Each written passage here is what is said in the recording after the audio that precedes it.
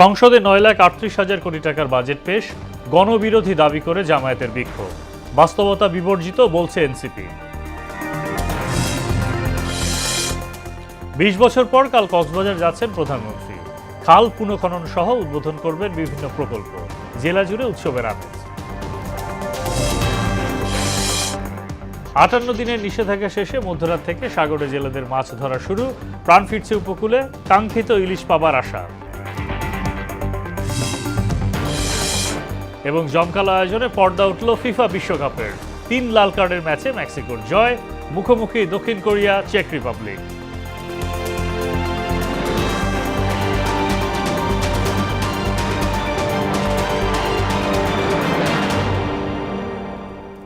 আসসালামু আলাইকুম, স্বাগত মোহনা সংবাদে। এতক্ষণ শুনছিলেন শিরোনাম। পুরো সংবাদের সঙ্গে আছি মোহাম্মদ সাইফুল ইসলাম খান। সংবাদের শুরুতেই বাজেট প্রসঙ্গ।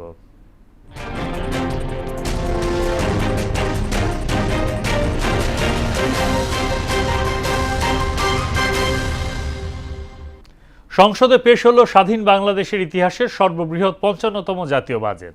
2026-27 অর্থ বছরের জন্য 9,38,000 কোটি টাকার এই বিশাল বাজেট বৃহস্পতিবার বিকেলে উপস্থাপন করেন অর্থ ও পরিকল্পনা মন্ত্রী আমির খসরু মাহমুদ চৌধুরী। ভঙ্গুর অর্থনৈতিক পরিস্থিতি থেকে উত্তরণ ও $1 ট্রিলিয়ন অর্থনীতির লক্ষ্যকে সামনে রেখে এই বাজেটকে আর্থিক শৃঙ্খলা ও নাগরিক সুরক্ষার নতুন দলিল হিসাবে দেখছে সরকার। করের বোঝা না বাড়িয়ে এর জাল বিস্তৃত এবং সামাজিক সুরক্ষাকে অগ্রাধিকার দেওয়া হয়েছে এবারের প্রস্তাবিত বাজেটে। আরও জানাচ্ছেন মফিউর রহমান। ঘড়ির কাঁটায় ঠিক 3টা। রীতি অনুযায়ী কালো সুটকেস নিয়ে সংসদে প্রবেশ করেন অর্থমন্ত্রী আমির খসরু মাহমুদ চৌধুরী, সঙ্গে প্রধানমন্ত্রী তারেক রহমান। সামষ্টিক অর্থনীতির চাপ সামলাতে টেকসই প্রবৃদ্ধির লক্ষ্যে নতুন অর্থবছরে প্রস্তাবিত বাজেট উপস্থাপন শুরু হয় সরকারের, এবং অর্থমন্ত্রী হিসেবে এটি তার প্রথম বাজেট পেশ। এবারের বাজেটের মূল দর্শন টাকা ছাপিয়ে কৃত্রিম প্রবৃদ্ধি নয়, বরং রাজস্ব বৃদ্ধি ও আর্থিক সুশাসন প্রতিষ্ঠা। আর্থিক খাতে শৃঙ্খলা, স্বচ্ছতা, জবাবদিহিতা প্রতিষ্ঠা করে আমানতকারীদের আস্থা ও দায়বদ্ধতা ফিরিয়ে আনা, পুঁজিবাজার সংস্কারের মাধ্যমে বিনিয়োগ উৎসাহ প্রদান। স্বাধীন বাংলাদেশের 55তম এই বাজেটের মোট আকার ধরা হয়েছে 9,38,000 কোটি টাকা, যা বিগত মূল বাজেটের তুলনায় প্রায় 1,48,000 কোটি টাকা বেশি। বিশাল এই ব্যয় পরিকল্পনা মূলত দেশকে $1 ট্রিলিয়ন অর্থনীতির পথে এগিয়ে নেয়ার মিশন। এই ব্যয়ের বিপরীতে আয়ের লক্ষ্যমাত্রা ধরা হয়েছে বেশ উচ্চাভিলাষী। তবে অর্থমন্ত্রী স্পষ্ট জানিয়েছেন, করের হার না বাড়িয়ে এর আওতা বাড়িয়েই এ অর্থ তুলতে চায় সরকার। অর্থনীতির পুনরুদ্ধার, বাজারে আস্থা ফিরিয়ে আনা এবং নতুন প্রবৃদ্ধির সুযোগ সৃষ্টিতে সরকার নিরলসভাবে কাজ করে যাচ্ছে। বাজেটে মোট রাজস্ব আদায়ের লক্ষ্য ধরা হয়েছে 6,95,000 কোটি টাকা। এর মধ্যে প্রধান উৎস জাতীয় রাজস্ব বোর্ড এনবিআরকে তুলতে হবে 6,04,000 কোটি টাকা। রাজস্ব ব্যবস্থাপনাকে আলাদা করার উদ্যোগ নেওয়া হয়েছে। এক্ষেত্রে কর সংশ্লিষ্ট বিশেষজ্ঞদের সমন্বয়ে কর নীতি প্রণয়ন করা হবে। আয়ের এই লক্ষ্যমাত্রার পরও ব্যয়ের সঙ্গে আয়ের বড় ব্যবধান থাকছে এবারের বাজেটেও। তবে এই ঘাটতি মেটাতে টাকা ছাপানোর প্রথাগত পথ থেকে এবার সরে আসার ইঙ্গিত দিয়েছে সরকার। 2030-31 অর্থ বছরের মধ্যে আমরা দেশের প্রকৃত জিডিপির 8.5% উন্নীত করতে, মূল্যস্ফীতি 5% নামিয়ে আনতে এবং মোট বিনিয়োগকে জিডিপির 40% উন্নীত করতে চায়। এবারের বাজেটে মোট ঘাটতি ধরা হয়েছে 2,43,000 কোটি টাকা। পূরণে আভ্যন্তরীণ ব্যাংক খাত থেকে 1,12,000 কোটি টাকা এবং বৈদেশিক উৎস থেকে 1,16,000 কোটি টাকা সংগ্রহের পরিকল্পনা করা হয়েছে। এবারের বাজেটের মানবিক দিক হল উচ্চ মূল্যস্ফীতি থেকে প্রান্তিক মানুষকে বাঁচাতে সামাজিক নিরাপত্তা ও সুরক্ষায় রেকর্ড বরাদ্দ এবং দেশীয় শিল্পের বিকাশে কর ছাড়ের সাহসী সিদ্ধান্ত। আমাদের লক্ষ্য বর্তমান ঋণ ভিত্তিক অর্থনীতি থেকে দূরে সরে এসে বিনিয়োগ ভিত্তিক অর্থনীতি গড়ে তোলা। বন্ড মার্কেট এবং বিকল্প অর্থায়ন ব্যবস্থার উন্নয়ন করা হবে। সামাজিক নিরাপত্তা বেষ্টনীতে বরাদ্দ বাড়িয়ে করা হয়েছে প্রায় 1,44,338 কোটি টাকা। পাশাপাশি মধ্যবিত্তকে স্বস্তি দিতে ব্যক্তিশ্রেণীর করমুক্ত আয়সীমা 3,75,000 টাকায় উন্নীত করার প্রস্তাব করা হয়েছে। আর মেড ইন বাংলাদেশ স্লোগানকে সফল করতে দেশীয় উৎপাদনমুখী শিল্পকে সুরক্ষার প্রস্তাব দিয়েছেন অর্থমন্ত্রী। উন্নয়নের সুফল সমাজের সকল স্তরের মানুষের কাছে পৌঁছে যাবে। 9,38,000 কোটি টাকার প্রস্তাবিত বাজেট ভারসাম্যপূর্ণ এবং বিনিয়োগ বান্ধব। তবে বৈশ্বিক মন্দা এবং দেশের ডলার সংকটের বাস্তবতায় 6,95,000 কোটি টাকার রাজস্ব আদায় এবং 7.5% মূল্যস্ফীতি ধরে রাখার সামষ্টিক লক্ষ্যগুলো অর্জন করাই হবে অর্থমন্ত্রীর জন্য বড় অ্যাসিড টেস্ট। বর্তমানে সীমাবদ্ধতা ও চ্যালেঞ্জ সত্ত্বেও আমরা মনে করি নতুন বাজেট অর্থনীতিতে ইতিবাচক পরিবর্তনের সূচনা করবে। মফিউর রহমান, মোহনা সংবাদ, ঢাকা। কর্মসংস্থান তারেক রহমান সরকারের প্রথম বাজেটে কর ছাড়ের ছড়াছড়ি।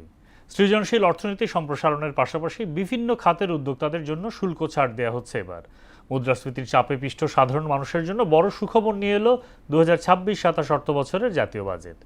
এই বাজেটে সাধারণ মানুষের দৈনন্দিন খরচ কমাতে এবং হাতে বাড়তি টাকা রাখতে একগুচ্ছ জনমুখী পদক্ষেপ নেওয়া হয়েছে। বিশেষ করে চাল, ডাল সহ নিত্যপণ্যের দাম কমানো এবং করমুক্ত আয়ের সীমা বাড়ানোর ঘোষণা সবার নজর কেড়েছে।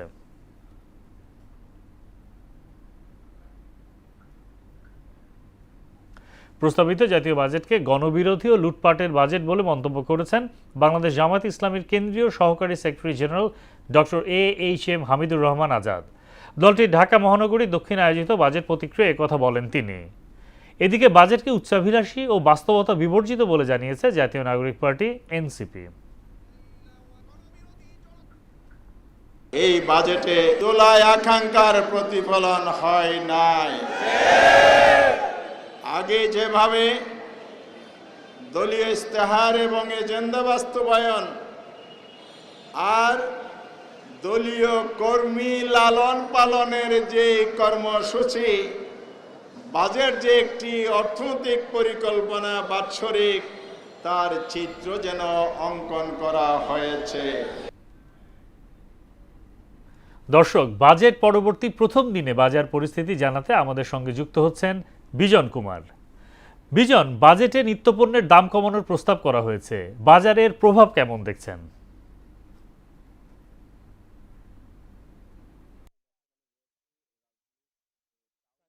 আপনাকে ধন্যবাদ। আমি বর্তমানে রয়েছি রাজধানীর যে টাউন হল বাজার, যেটি আপনার হলো যে মোহাম্মদপুর এলাকার, সেই এলাকার টাউন হল বাজারে রয়েছে এবং আমি এখানকার ব্যবসায়ীদের সাথে কথা বলেছি, একই সঙ্গে ক্রেতা যারা রয়েছেন তাদের সাথেও কথা বলেছি।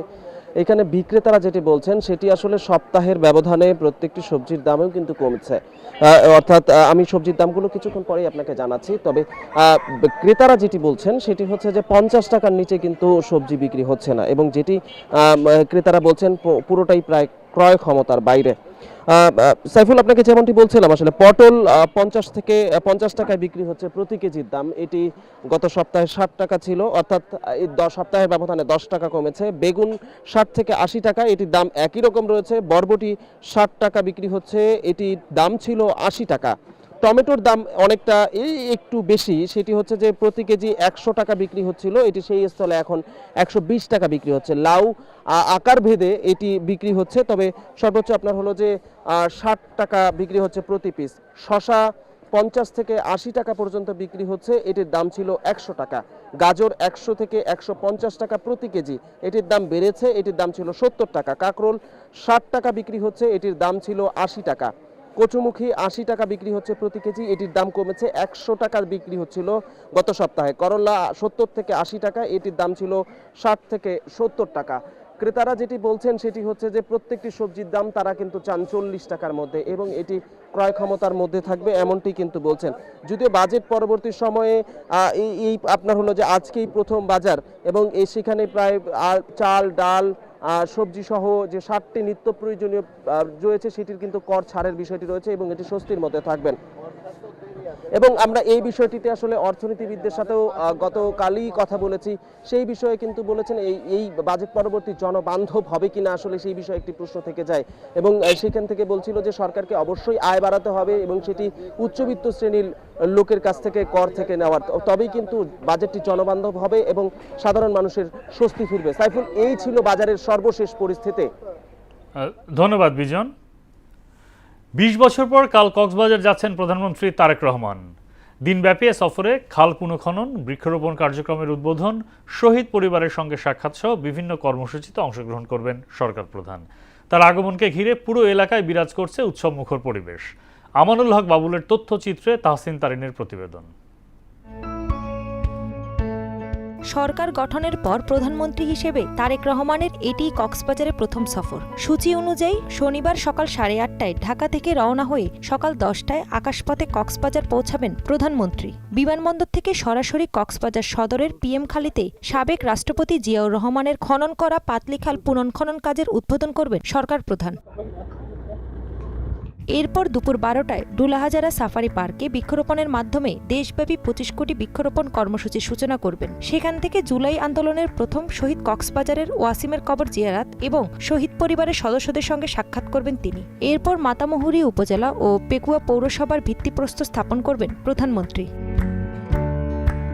এদিকে প্রধানমন্ত্রীর এই সফরকে কেন্দ্র করে স্থানীয় ও দলীয় নেতাকর্মীদের মাঝে ব্যাপক তৎপরতা ও প্রাণচাঞ্চল্য শুরু হয়েছে। জনাব তারেক রহমান আমাদের পিএমখালীতে আসতেছে, সেইটা আমরা পিএমখালীবাসীর গৌরবের বিষয়। তারেক রহমান হাল খাইতে এখন আবার নতুন ভাবে আবার হাল খাড়ে মাই খুশি লাগে এখন বকুন আমাদের পিএমখালীর উন্নয়ন হাল চাষাবাসের অনেক উন্নয়ন। ইতোমধ্যে জেলা প্রশাসন ও সংশ্লিষ্ট কর্মকর্তারা খাল এলাকা পরিদর্শন করেছেন। চলছে মঞ্চ নির্মাণ, নিরাপত্তা ও অন্যান্য প্রস্তুতির কাজ। এলাকাবাসী খুবই আনন্দিত, উদ্বেলিত এবং আমরা অধীর আগ্রহে আমরা অপেক্ষা করছি যে আমাদের প্রধানমন্ত্রী এখানে আসবেন এবং পাতিলি খালটা পুনঃখনন করে দেবেন। এদিকে প্রধানমন্ত্রীর সফর সফল করতে সকল প্রস্তুতি সম্পন্ন হয়েছে বলে জানিয়েছেন প্রশাসন। প্রতিটি কর্মসূচি ঘিরে এবং আমাদের মাননীয় প্রধানমন্ত্রীর আগমনকে সামনে রেখে আমরা কক্সবাজার জেলা পুলিশ সহ আমাদের অন্যান্য যারা আইন শৃঙ্খলা বাহিনী আছে এবং এর জন্য আমরা সর্বোচ্চ নিরাপত্তা ব্যবস্থা গ্রহণ করেছি। স্থানীয়দের প্রত্যাশা, পাতলি খালের পুনর্জাগরণের মাধ্যমে আবারও সেচ সুবিধা বাড়বে, উপকৃত হবেন হাজারো কৃষক এবং কৃষিভিত্তিক অর্থনীতিতে যুক্ত হবেন নতুন গতি। তাহসিন তারিন, মোহনা সংবাদ। বঙ্গোপসাগরে মাছের অবাধ প্রজনন নিশ্চিতে 58 দিনের সরকারি নিষেধাজ্ঞা শেষে আজ মধ্যরাত থেকে আবারও সাগরে মাছ ধরা শুরু করেছেন জেলেরা। নিষেধাজ্ঞায় সাগরে যাওয়া বন্ধ থাকলেও এ সময় জাল মেরামত, রং করা সহ ট্রলারের কাজ সেরেছেন জেলেরা। বুকভরা আশা আর আনন্দ নিয়ে রূপাল ইলিশের খোঁজে সমুদ্রে নামবেন জেলেরা। গৌতম চন্দ্র হালদারের প্রতিবেদন, জানাচ্ছেন মিশাল বিনতে আনোয়ার। সুবিশাল জলরাশির ধারক এই সমুদ্র 474 প্রজাতির মাছের ভাণ্ডার, মাছের আবাসস্থল ও প্রজনন নিশ্চিতে পার্শ্ববর্তী দেশের সঙ্গে মিল রেখে গত 15 এপ্রিল থেকে 11 জুন পর্যন্ত সাগরের সকল প্রকার মাছ শিকারে নিষেধাজ্ঞা জারি করে সরকার। নেশা ও পেশার কারণেই উপকূলে লাখো জেলে ইলিশ শিকারের সকল প্রস্তুতি সম্পন্ন করেছে। এখন স্বাবলম্বীর প্রত্যাশায় উত্তাল সমুদ্রে মাছ শিকারের স্বপ্নে বিভোর জেলেরা। রান্না করে খেতেছি, এখন অপরাধ শেষ, আমরা সাগরে যাব। মানুষজন লইয়া সাগরে নামো, মাছের বর্ষা আল্লাহ মাছ হবে, আমরা পর্যাপ্ত পরিমাণ মাছ পাবো। 2 মাসে তো আমাদের কামারে দিলে আমরা কিস্তির সুদের মনে আবার হলো টাকা লই জন্য সাবার টাবার গুলাইতে আসি, আমরা নদীতে যাবো। ধারাবাহিক লোকসানের পরেও নতুন করে লাভের প্রত্যাশায় ব্যবসায়ী ও ট্রলার মালিকরা। পাই আর আমরা যদি আবহাওয়া আমাদের অনুকূলে থাকে আশা করি আল্লাহ যদি আমাদের রহমত করবে। ওয়েদার যদি আমাদের অনুকূলে থাকে, সাগরে স্বাভাবিক যদি মাছ হয়, তাহলে আমাদের জেলেরা স্বাবলম্বী হবে, এটা আমার আশা। নিষেধাজ্ঞা শেষে সমুদ্রের মাছের উৎপাদন বাড়ার প্রত্যাশা কর্তৃপক্ষের। কিছু বিচ্যুতি থাকলেও আমাদের আইনটা আমরা মনে করি শতভাগ সফল হয়েছে। উপকূলসহ বঙ্গোপসাগরের মাছের যে উৎপাদন সেটা অনেকাংশে বৃদ্ধি পাবে, যার ফলে দেশের চাহিদা মিটায়ও আমরা আশা করছি এই মাছ বাইরে রপ্তানির মাধ্যমে বাংলাদেশ বৈদেশিক মুদ্রা অর্জন করতে পারবে। বাংলাদেশের ইলিশের চাহিদা বাড়ছে বহির্বিশ্বে। বৈদেশিক মুদ্রা অর্জনের এই সুযোগ কাজে লাগাতে পারলে মৎস্য খাত দেশের জিডিপিতে ভূমিকা রাখতে পারবে বলে মনে করছেন বিশেষজ্ঞরা। মিশাল বিনতে আনোয়ার, মোহনা সংবাদ। সাগরে মাছের অবাধ প্রজনন নিশ্চিতে 58 দিনের সরকারি নিষেধাজ্ঞা শেষে মধ্যরাত থেকে শুরু হয়েছে মাছ ধরা। এ নিয়ে আরও জানাতে পটুয়াখালী থেকে যুক্ত হচ্ছেন সহকর্মী খোকন হাওলাদার। খোকন, নিষেধাজ্ঞা শেষে জেলেদের মধ্যে উৎসাহ উদ্দীপনা কেমন দেখছেন?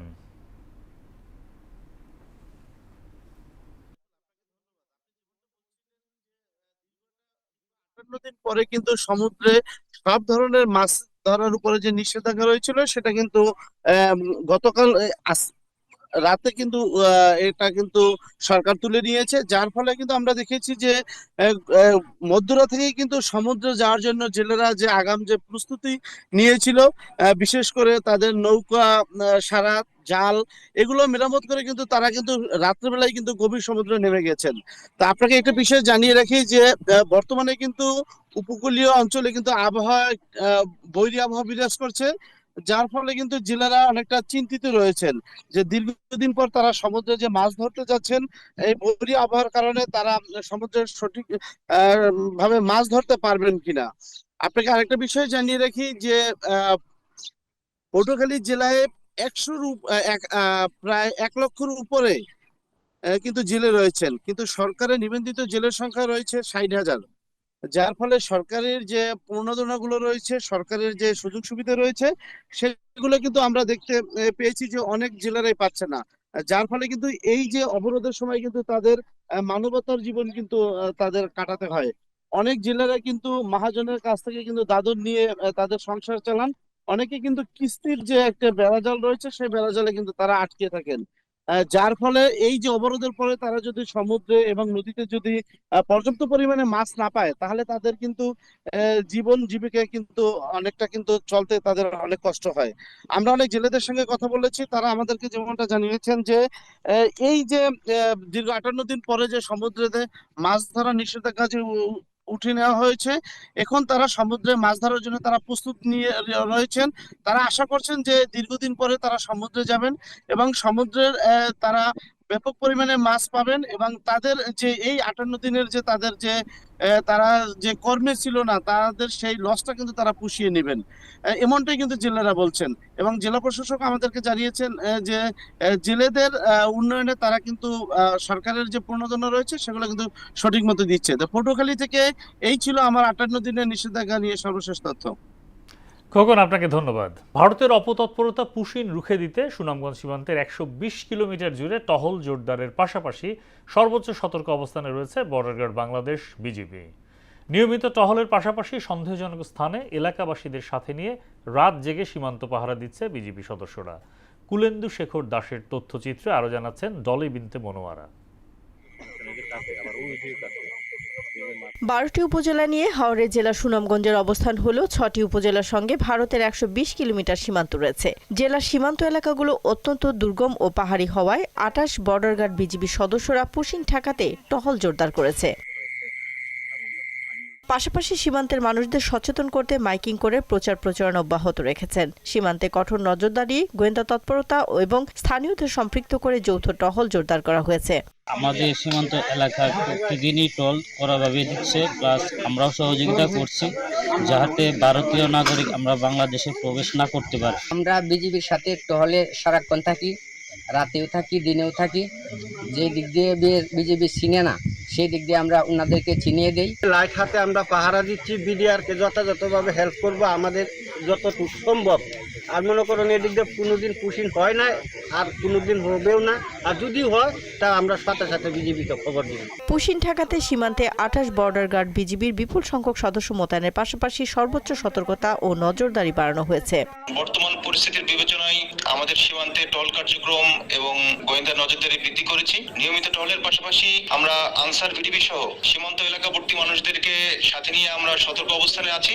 সোশ্যাল অ্যাওয়ারনেস প্রোগ্রামের মাধ্যমে নিয়মিতভাবে আমরা সীমান্ত নিকটবর্তী মানুষদেরকে সতর্ক করছি। সুনামগঞ্জের সীমান্তে বিএসএফ এর পুশিন ঠেকাতে বিজিবি ও আনসার সদস্যদের পাশাপাশি আপোষহীন মনোভাব নিয়ে সতর্ক পাহারায় রয়েছে স্থানীয়রা। ডলি বিনতে মনোয়ারা, মোহনা সংবাদ। একই শিক্ষা প্রতিষ্ঠানে বার্ষিক পরীক্ষায় উত্তীর্ণ হয়ে পরবর্তী শ্রেণীতে উন্নীত হওয়া শিক্ষার্থীদের কাছ থেকে পুনঃভর্তি ফি আদায় করা যাবে না। হাইকোর্টের এমন সুস্পষ্ট নির্দেশনা রয়েছে। শিক্ষা মন্ত্রণালয় এই বিষয়ে নীতিমালা জারি করেছে, কিন্তু সেই নির্দেশনাকে উপেক্ষা করে সিরাজগঞ্জে একটি শিক্ষা প্রতিষ্ঠানে পুনঃভর্তি ফি আদায়ের অভিযোগ উঠেছে। এতে ক্ষোভ জানিয়েছেন অভিভাবকরা। তবে কর্তৃপক্ষ বলছেন অভিযোগ দিলে অতিরিক্ত টাকা ফেরত দেওয়া হবে। আশরাফুল ইসলাম জয়ের প্রতিবেদন, জানাচ্ছেন ডলি বিনতে মনোয়ারা। হাইকোর্টের নির্দেশনা অনুযায়ী একই শিক্ষা প্রতিষ্ঠানে এক শ্রেণী থেকে পরবর্তী শ্রেণীতে উত্তীর্ণ শিক্ষার্থীদের কাছ থেকে পুনর্ভর্তি ফি না নিতে সুস্পষ্ট নির্দেশনা রয়েছে। কিন্তু অভিযোগ উঠেছে সিরাজগঞ্জ কালেক্টরেট স্কুল অ্যান্ড কলেজে সেই নির্দেশনা উপেক্ষা করে নতুন শিক্ষার্থীদের মতোই পুরনো শিক্ষার্থীদের কাছ থেকেও পূর্ণাঙ্গ ভর্তি ফি আদায় করা হচ্ছে। এই শিক্ষা প্রতিষ্ঠানে বাংলা ও ইংরেজি মাধ্যম মিলিয়ে প্রায় 2200 শিক্ষার্থী রয়েছে। শ্রেণীভেদে 4600 টাকা থেকে শুরু করে 9750 টাকা পর্যন্ত ভর্তি ফি নেওয়া হয়েছে বলে অভিযোগ করেছেন অভিভাবকরা। বারবার ভর্তিটা না করায় একবার ভর্তি করালে সবার জন্য একটু সুবিধা হবে। সিরাজগঞ্জ কালেক্টরেট স্কুল অ্যান্ড কলেজে যে পূর্ণ ভর্তি যে দেওয়া হয়েছে সেটা অনেকের কাছ থেকে নেওয়া হয়েছে। প্রশাসনের তত্ত্বাবধানে পরিচালিত একটি শিক্ষা প্রতিষ্ঠানেই আইন লঙ্ঘনের অভিযোগ অত্যন্ত উদ্বেগজনক। পুনর্ভর্তি ফির টাকা বেতনের সঙ্গে সমন্বয় অথবা ফেরত দেওয়ার দাবি জানিয়েছেন অভিভাবকরা। তো আমি চাই কি সেই টাকাটা যেন মাসে মান্থলি যে বেতন সেটার সাথে যেন অ্যাডজাস্ট করা হয়। ভর্তি ফিটা পুনরায় ফেরত যদি দেওয়া সম্ভব হয় দিবে, আর নাহলে মাসিক বেতনের সাথে সমন্বয় করলে আমাদের জন্য অনেক ভালো হতো। পুনর্ভর্তি ফি না নিলে প্রতিষ্ঠান পরিচালনায় সমস্যা হবে, সেক্ষেত্রে প্রতিষ্ঠানকে এমপিওভুক্ত করার দাবি জানান শিক্ষকরা। যখন আমরা বছরের শুরুতে সেশন ফি বা ভর্তি ফি নেই, সেই টাকা থেকে প্রতি মাসে ভর্তুকি দিয়ে শিক্ষক এবং আমাদের কর্মচারীদের বেতনটা দেওয়া সম্ভব হয়। এক্ষেত্রে যদি সেশন ফি বা ভর্তি ফি বন্ধ করে দেওয়া হয় তাহলে তো আমাদের শিক্ষক কর্মচারীদের বেতন বন্ধ হয়ে যাওয়ার উপক্রম হবে। আমাদের প্রতিষ্ঠানটা যেন এমপিও করে দেওয়া হয় অথবা সেই পরিমাণ টাকা ভর্তুকি দেওয়া হয় যেন আমরা ভালোভাবে চলতে পারি। কেউ অভিযোগ করলে যাচাই বাছাই করে অতিরিক্ত আদায়কৃত অর্থ ফেরত দেওয়া হবে বলে জানান প্রতিষ্ঠানটির অধ্যক্ষ। আমাদের অজান্তে, কারণ অনলাইনের সিস্টেমে টাকাটা তারা পে করতে পারে। অনেক সময় দেখা গেছে যে যেহেতু প্রতি মাসে পে করছে বা ভুল করে অনেকে পে করতে পারে, অনেক অভিভাবক, তারা যদি ক্লেম করে আমরা অবশ্যই ফেরত দিব তাদের। অভিভাবকদের প্রত্যাশা, ঘোষণার বাইরে গিয়ে বাস্তবে বন্ধ হোক পুনর্ভর্তি ফির এই চর্চা। ডলি বিনতে মনোয়ারা, মোহনা সংবাদ। এবার সারা দেশে অনুষ্ঠিত সভা সমাবেশ নিয়ে প্রতিনিধিদের পাঠানো তথ্য ও চিত্রে ডেস্ক রিপোর্ট। চাঁপাইনবাবগঞ্জের নাচলে স্থানীয়ভাবে উদ্ভাবিত প্রযুক্তির যথাযথ প্রয়োগ ও সম্প্রসারণ শীর্ষক দিনব্যাপী সেমিনার ও প্রদর্শনীর উদ্বোধন করা হয়েছে। নওগাঁর মহাদেবপুরে স্থানীয় বিএনপি নেতার বিরুদ্ধে সাধারণ মানুষের উপর নির্যাতন এবং ভূমি দখল ও ক্ষমতার অপব্যবহার অভিযোগে মানববন্ধন করেছেন ভুক্তভোগীরা। মুন্সিগঞ্জের টঙ্গিবাড়ি উপজেলার দিঘিরপাড় ইউনিয়নের চরাঞ্চলে সেতু ও স্থায়ী বেড়িবাঁধ নির্মাণ, সড়ক সংস্কার এবং বিদ্যুতের স্থায়ী সমাধানের দাবিতে মানববন্ধন করেছেন স্থানীয়রা। লালমনিরহাট জেলার কালীগঞ্জ থানার ওসি আবু সিদ্দিক এর অপসারণের দাবিতে বিক্ষোভ মানববন্ধন ও সংবাদ সম্মেলন হয়েছে। মানিকগঞ্জ সরকারি দেবেন্দ্র কলেজের রসায়ন বিভাগের আয়োজনে আর্জেন্টিনা বনাম ব্রাজিল প্রীতি ম্যাচ ফুটবল টুর্নামেন্ট অনুষ্ঠিত হয়েছে। খেলা শেষে বিজয়ীদের মাঝে পুরস্কার বিতরণ করা হয়। শিক্ষার্থীদের নিরাপদ ও বিশুদ্ধ পানির নিশ্চয়তায় সামাজিক সংগঠন ক্লিন চাঁদপুরের উদ্যোগে চাঁদপুর পৌর এলাকার বিষ্ণুদী আজিমিয়া সরকারি প্রাথমিক বিদ্যালয়ে বিশুদ্ধ পানির ফিল্টার স্থাপন উপলক্ষে আলোচনা সভা হয়েছে। কেরানীগঞ্জে গ্রাম আদালত সম্পর্কে জনসচেতনতা বৃদ্ধিতে স্থানীয় সরকারি বেসরকারি প্রতিষ্ঠানের অংশগ্রহণে সমন্বিত পরিকল্পনা প্রণয়ন বিষয়ক কর্মশালা হয়েছে। পুষ্টি নিরাপত্তা নিশ্চিতে জিঙ্ক সমৃদ্ধ ধান ও গমের আবাদ সম্প্রসারণে ঠাকুরগাঁওয়ের পীরগঞ্জে নীতি নির্ধারক ও প্রকল্প অংশীদারদের নিয়ে মতবিনিময় সভা হয়েছে। ময়মনসিংহের গফরগাঁওয়ে নগর পরিচালনা ও অবকাঠামো উন্নয়ন প্রকল্পের পরিকল্পনা প্রণয়ন বিষয়ক 2 দিনব্যাপী কর্মশালা হয়েছে। বগুড়ার সোনাতলায় মিনি স্টেডিয়ামে ফুটবল একাডেমির আয়োজনে প্রীতি ফুটবল টুর্নামেন্ট হয়েছে।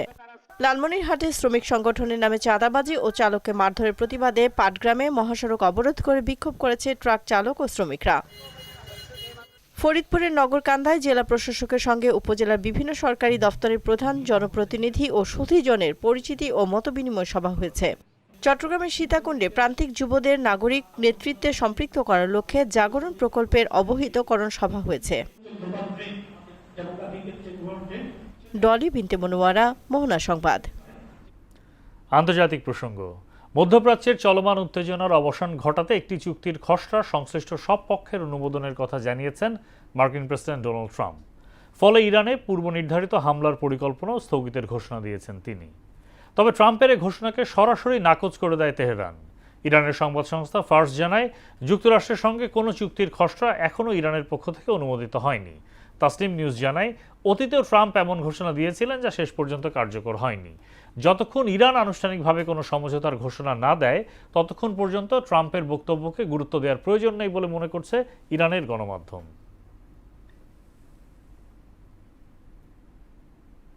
দর্শক, এ পর্যায়ে জানিয়ে দিচ্ছি আজকের সংবাদপত্রের গুরুত্বপূর্ণ শিরোনাম।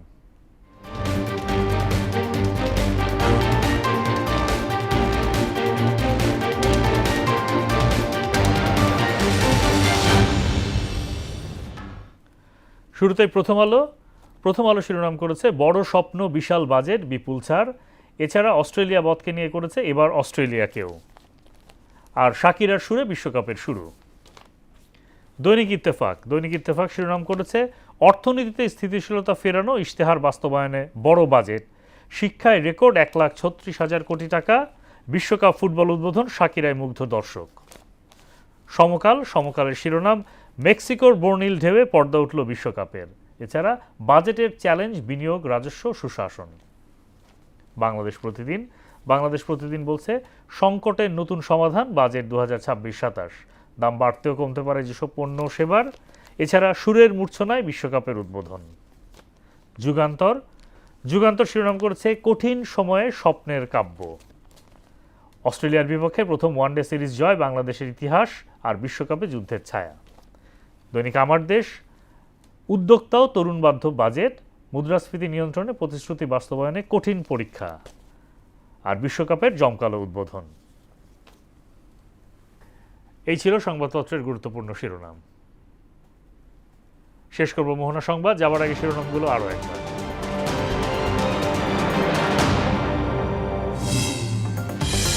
সংসদে 9,38,000 কোটি টাকার বাজেট পেশ, গণবিরোধী দাবি করে জামায়াতের বিক্ষোভ, বাস্তবতা বিবর্জিত বলছে এনসিপি। 20 বছর পর কাল কক্সবাজার যাচ্ছেন প্রধানমন্ত্রী, খাল পুনঃখনন সহ উদ্বোধন করবেন বিভিন্ন প্রকল্প, জেলা জুড়ে উৎসবের আমেজ। 58 দিনের নিষেধাজ্ঞা শেষে মধ্যরাত থেকে সাগরে জেলেদের মাছ ধরা শুরু, প্রাণ ফিরছে উপকূলে, কাঙ্ক্ষিত ইলিশ পাবার আশা। এবং জমকালো আয়োজনে পর্দা উঠল ফিফা বিশ্বকাপের 3 লাল কার্ডের ম্যাচে মেক্সিকোর জয়, মুখোমুখি দক্ষিণ কোরিয়া, চেক রিপাবলিক।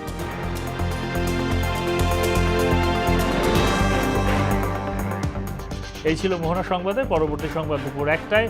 এর আগে বেলা 11টায় দেখুন সংবাদ এক নজরে। মোহনার সবশেষ খবর জানতে ভিজিট করুন www.mohana.tv। সংবাদ দেখতে পারেন ফেসবুক, ইউটিউবে। এতক্ষণ সঙ্গে থাকার জন্য ধন্যবাদ।